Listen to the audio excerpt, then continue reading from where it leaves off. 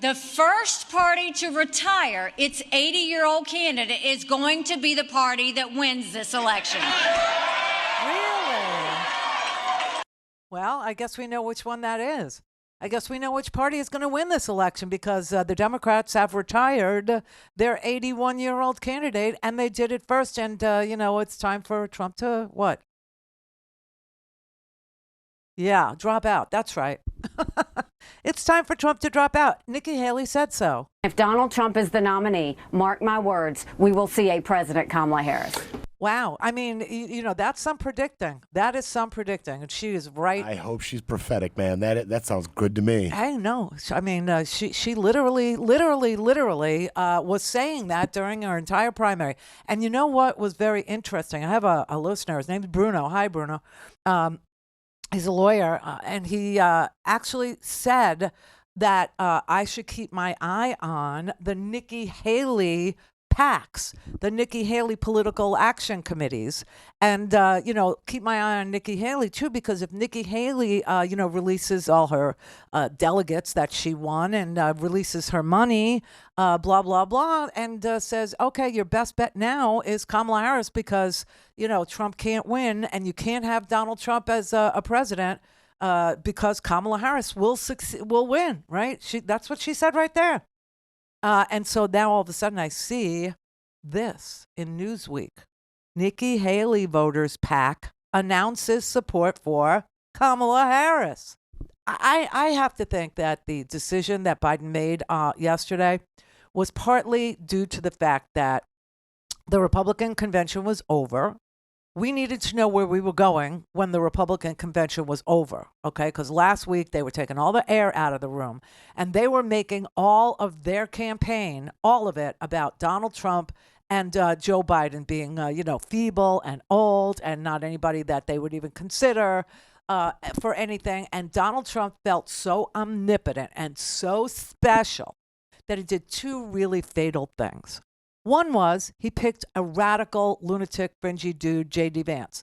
J.D. Vance believes that there should be no exception for abortion. None. Not rape, not incest, none. No exception. And that, if you're knocked up, during some sort of a violent crime or whatever, welcome to motherhood, The other really sick thing about J.D. Vance, besides for his opportunistic, love affair with the guys who really do want to control everything, the Elon Musks and the tech bros in Silicon Valley, and the fact that he's, married to a Silicon Valley lawyer, and that the two of them have been, scheming this whole time to make this happen. J.D. Vance is a guy who blames people for their own drug addiction, like he's learned absolutely nothing from any of this. And people don't like him. And Donald Trump picked him. And I think Joe Biden saw that and said, okay, this is the most horrendous ticket that there could be. This is really MAGA on steroids. These people don't care about democracy. These people don't care about, they're ready, they're poised and ready to go into the government with their opportunistic bottom feeders, their castaways, these miscreants that float around in Republican circles. Not one person from Donald Trump's administration was up at that, So yesterday we had to figure out where we were. And I really do think that after they were done and Biden saw who he picked and all that stuff, and that, Nikki Haley begrudgingly showed up, they disinvited her. And I think that they realized that those voters were gettable. I think they realized that those voters were not just willing and able to vote for a woman, a smart woman, but that those voters were looking for a home. Those voters were looking for a reason to vote for something. And Joe Biden was a reason not to vote at all for a lot of people, because they just felt like he was a senior citizen, who really had done wonderful things, but the time had come and he needed to, actually do it. So all of a sudden he did it. And I think everybody is like, woohoo, don't count your chickens.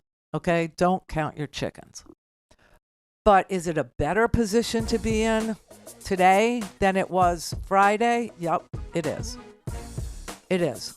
I think the COVID portion of Biden's experience, I think he might have taken that as the almighty.